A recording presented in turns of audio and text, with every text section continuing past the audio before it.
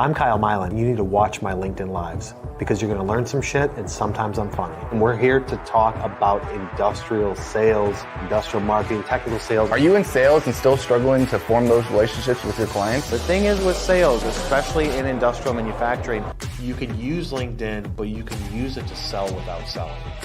Hey Bill, this is Kyle with Manufacturing Tribe, a Texas-based industrial sales and marketing company. On average, we create over 500 videos a year for our clients and write over 500 articles. Leave your comments in the comment section below.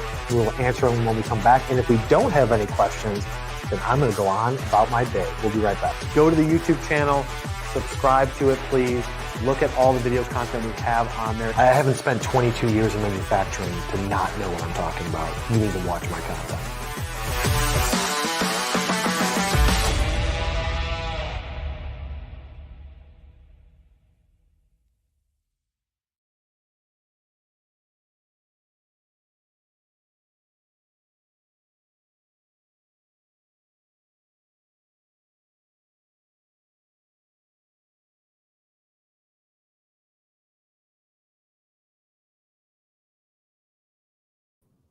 What's up, guys? I'm Kyle Milan. Today we are going live. I feel like it's been forever. It's probably been a couple weeks, right, Laura? It's been a couple weeks, guys. I need some engagement out of you. Leave some likes, comment below questions you have. Today we're talking about advertising, specifically advertising for you industrial manufacturing companies. And the question is, does it work? So if you guys are new to my content, I own Manufacturing Tribe. We are an industrial sales and marketing agency. I've been industrial for my entire life, various roles, engineering, all the way up to sales and marketing. And I said, you know what? Screw it. I'm going to start my own company 8 years ago because most marketing companies and agencies suck when it comes to industrial. Don't want any haters out there. I got enough haters as it is. Most of them suck. They don't understand how to talk to purchasing, operations, engineering people, how to market to them, sell to them, talk to them, all that stuff. Where do they live? Where do you want to get attention from them? Most people don't know. So I started this agency 8 years ago, and here we are blowing up the top industrial marketing agency out there for sales and marketing. So for those of you that are like, you know what? I need a marketing agency, but also someone that understands sales, that's us. Nobody can touch us from that standpoint. Nobody has the offerings that we offer, and I'm done promoting ourselves. Let's jump into the show. Happy belated 4th of July to everyone, America. I blew up a whole bunch of shit at our house, got a little crazy, spent a lot of money. Kids enjoyed it, neighbors did not. And I got some videos, maybe we'll release those later on. The secrets of Kyle's phone footage. All right, so does PPC advertising work for industrial companies? Yes and no. If you own an industrial company, work in marketing, have agencies doing PPC for you, I think that you guys will find a lot of what I say in today's show very relevant and possibly some eye-opening information.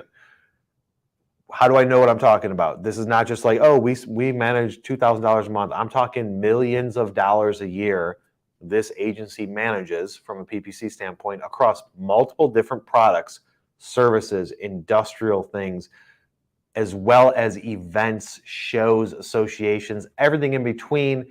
They all have one goal. They're trying to get someone to pay attention to them to either buy their service, buy their product, attend some sort of event. So I've got a lot of data to support why we do the way we do it. Nothing that we do today is the same as it was 6 months ago, 12 months ago. It's always shifting and changing. You have to make sure that you're paying attention to the data, making micro adjustments, seeing what works, and testing out new methods. I'm not here to tell you that TikTok or Facebook advertising is where it's at. I'm here to cover the main areas of where you can get attention from. So point number one, what you have to start with, what is the intent behind your advertising? What are you trying to do? Are you trying to get someone to recognize your brand? Are you trying to push your brand out there? Some people don't want to do that. They're like, no, I only want to focus on actionable type of advertising. I put this ad out there, they click it, they go to the website, they take some sort of action, RFQ, RFP, buy your product. That is a way to do it. But a lot of times companies aren't focusing on the standpoint of your brand, building your brand. Now, you can't have it be tangible to where you say, I spent this much money and this is the revenue I got from it. Brand awareness campaigns are more long-term plays to try and push the brand out there. You can look at metrics of traffic, engagement, things like that. but those aren't meant to like deliver a purchase. That's not the main intent behind it. The main intent is push the brand out there. If a purchase happens, great. But you have to look at first, what is the intent behind your ad? I'm sure you've already done that. I'm sure if you run an ad, you're like, the intent is to buy something. All right, cool. The next thing is, who are you trying to get attention for, and where are you going to get that attention from? This is where people make the mistake. Google Ads. I feel like most people in industrial that are doing advertising have touched on Google Ads, and most of the time it does not work. Why doesn't Google Ads typically work in the best capacity for industrial companies? I'll tell you why. Half the time it's because the campaigns aren't set up correctly. And it's from a simple standpoint of the keyword match type. There's 3 different type of keyword match types you can do on Google Ads. There's exact, there's phrase, there's broad. And when we get a new client, we jump in there, I'm like, oh my God, they're spending $7,000 a month on Google Ads and they're doing a broad match type.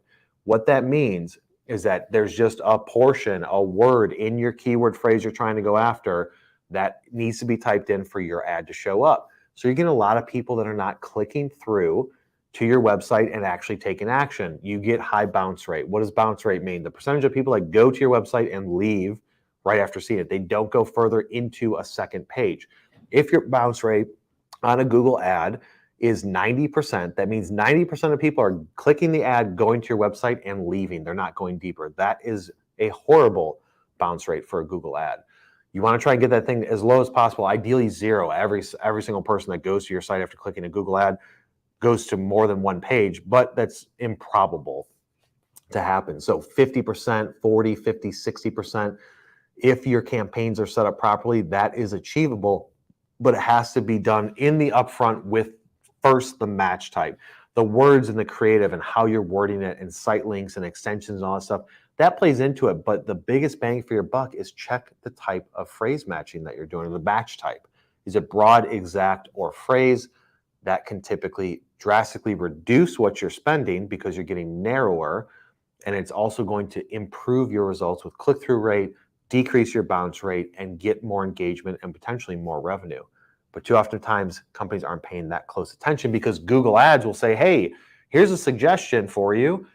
In order to get more traffic, you need to do X, Y, and Z. And people are just like, yep, that makes sense. It's Google, but they're trying to spend your money. They don't have your best interest in mind. They're just trying to say, here's how you can get more traffic, not necessarily the right type of traffic.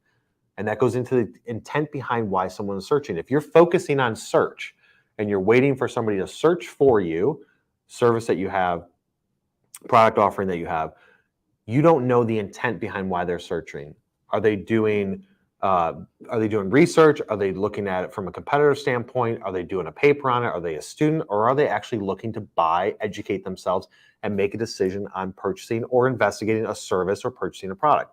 Because you don't know the intent behind it, you're kind of at a wild card. You can put negative keywords and focus keywords and all that stuff in it, but it's not typically the best, especially from the standpoint of competition. So Google Ads can work if it's done very strategically. I typically would tell people, instead of spending that money on Google Ads that's not really getting you the right amount of traffic, let's focus on organic SEO. If you don't believe me, go ahead and Google search percentage of people that click a Google ad. People will think, oh, it's at the top. 100% of people are clicking in one of those 4 ads.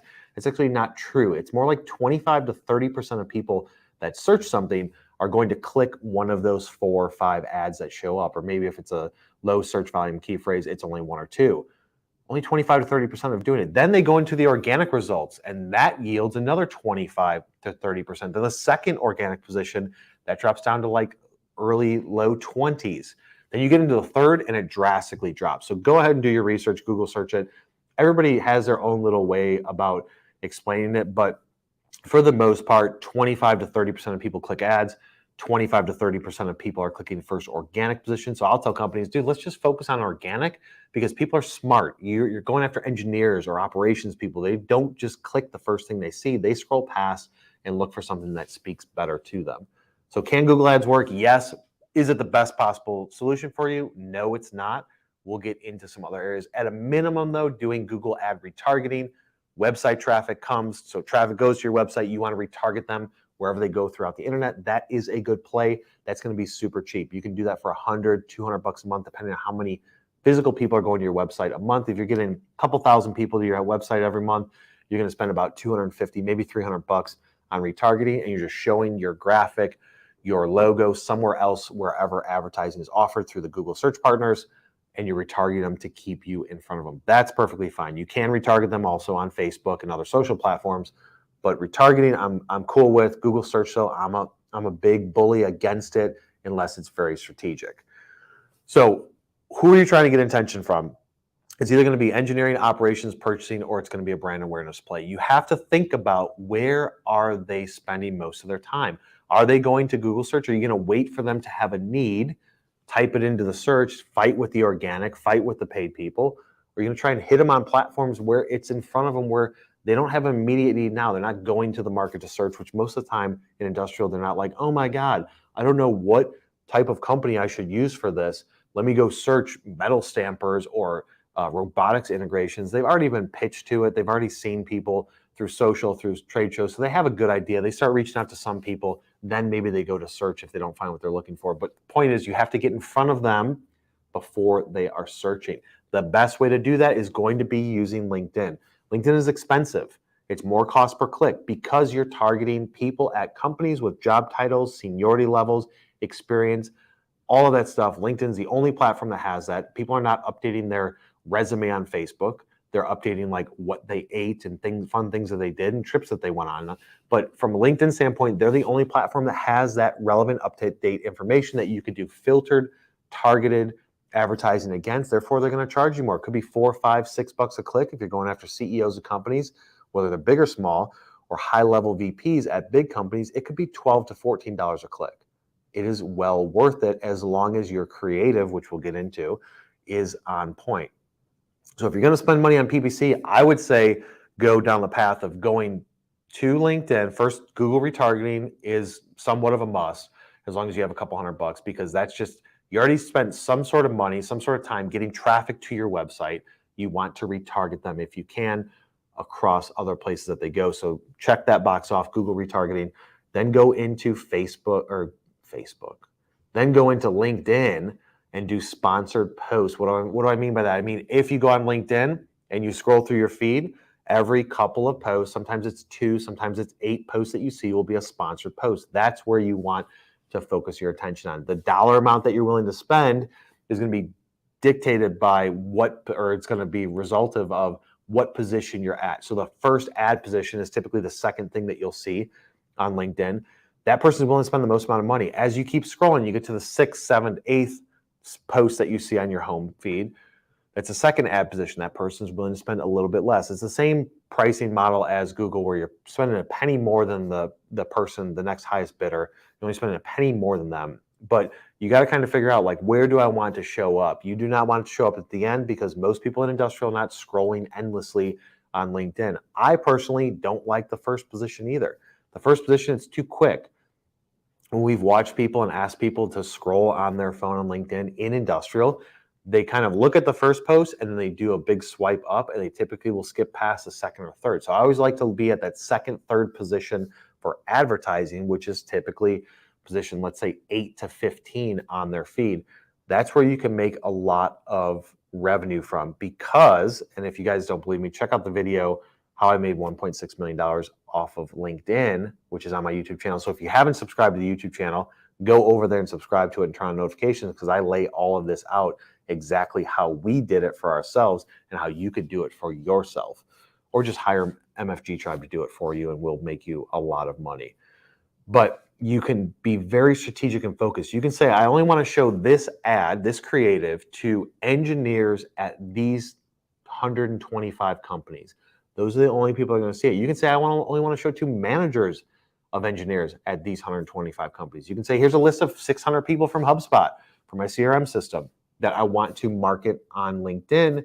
I have their contact information. LinkedIn will try and find them based on what you give them in this uploaded list, and they're the only people that are going to see that ad. How much more easy can it be to say, I'm going to strategically focus on this?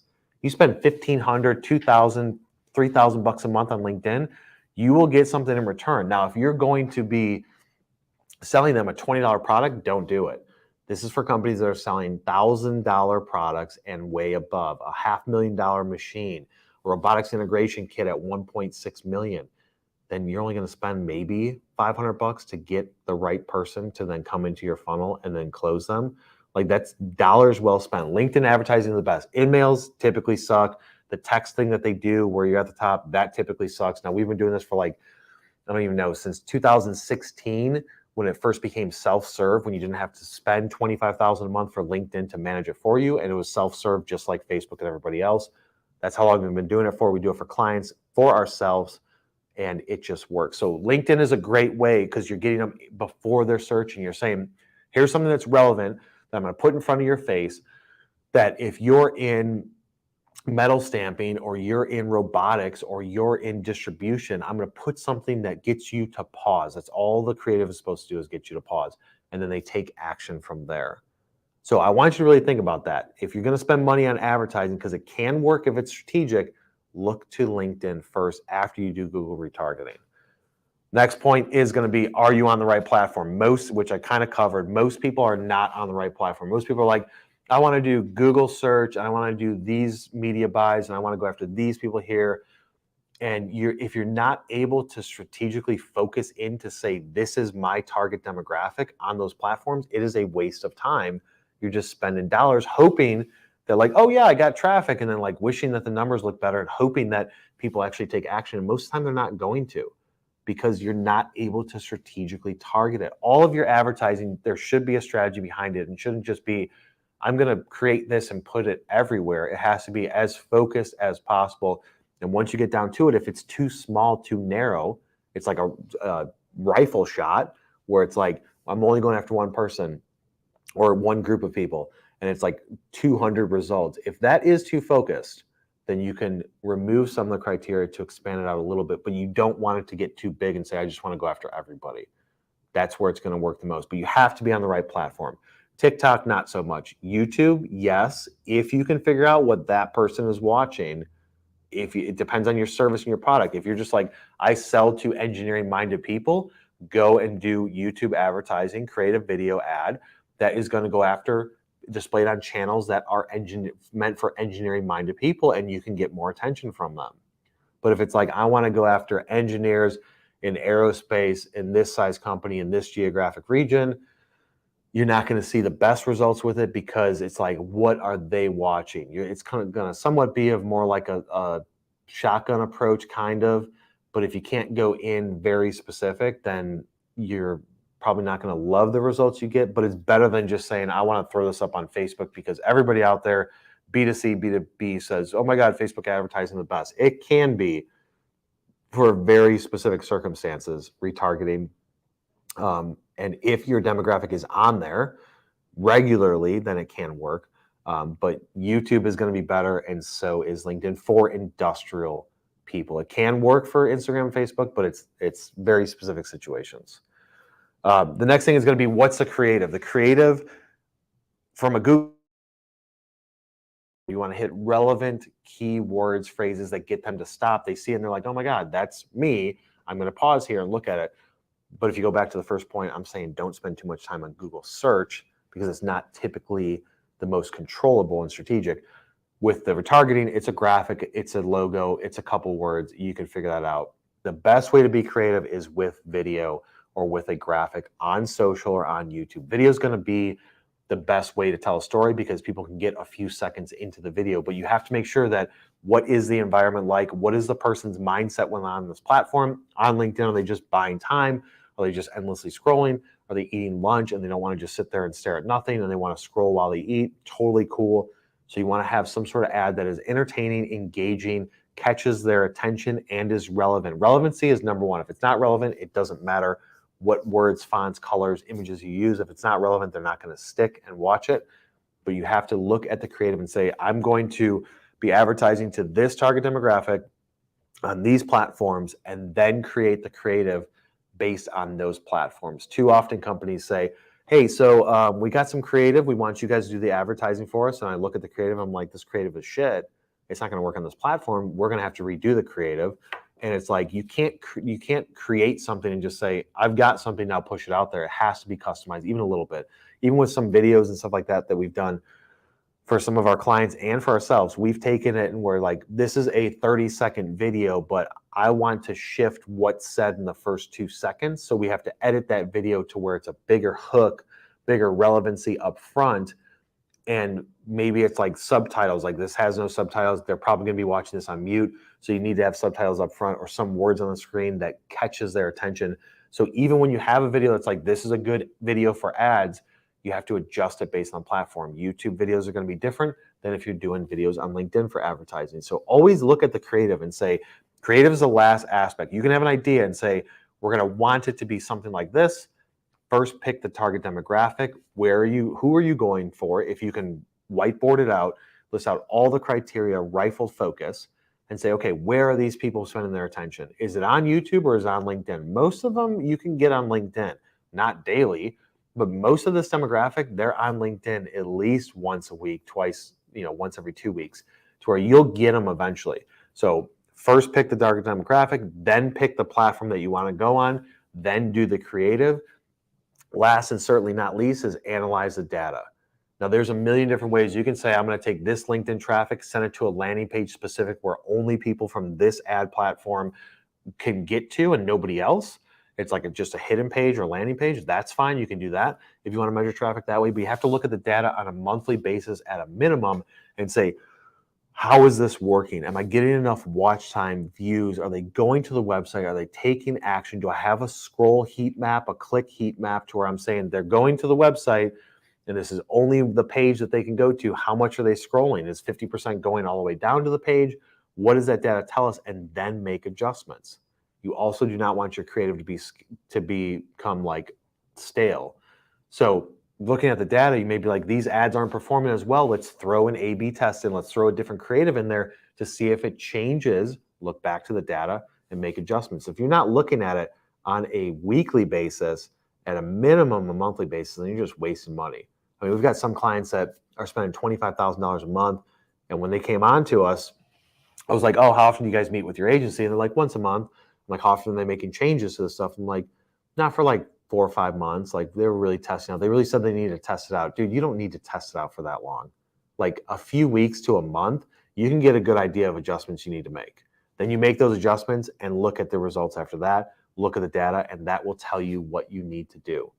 But if it goes with everything I'm saying. If you're doing sales activities, calls, emails, things like that, look at the data. Is that effective? If it's not effective, then stop doing that. Look at the data of your deal sources. Where are most of our deals coming from?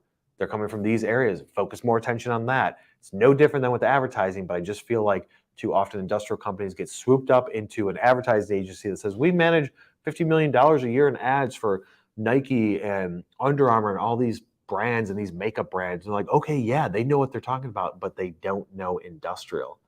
Go ahead and ask me what an engineer is thinking when they're reading this. Tell me the top 3 traits of an engineer off the top of your head. Or purchasing people, what do they want to see? Typically, they just want to see reduction in pricing. But from an advertising standpoint, what do they want to see? I mean, if you can scream, we will give you the cheapest price ever, that's what most purchasing people would love to see. Most, I don't need any hateful comments. That's most, not all. But you have to know what they want to see, what they don't want to see, and where they spend their time and attention. And if you don't know that, there's no possible way you can be as effective as you want to. So if you guys aren't getting the results that you want to see, head over to mfgtribe.com and we will hook you up. You'll either talk to Alex or Mason. We'll get you in there, have a discovery call. We're going to take a short break, put some comments in the comment section below. I'll tell you what, if I don't get comments, I'm never doing a live again. Hit that break, Lara.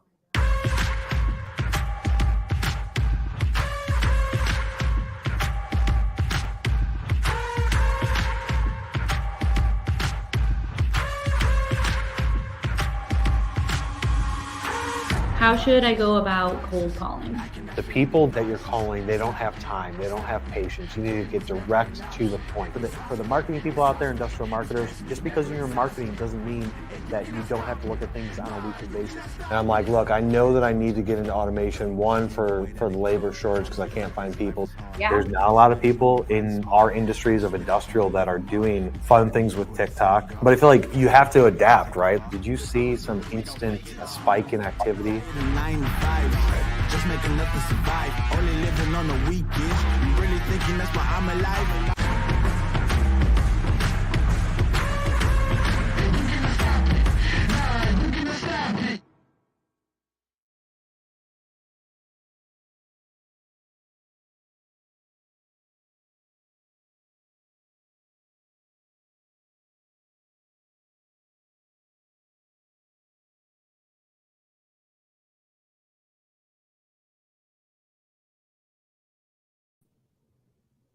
All right, so we're back, and there is a comment because we didn't do enough promotion and advertising before this show because I have a million things to do. And Laura's like, Kyle, did you promote the show? I'm like, shit, I didn't promote the show.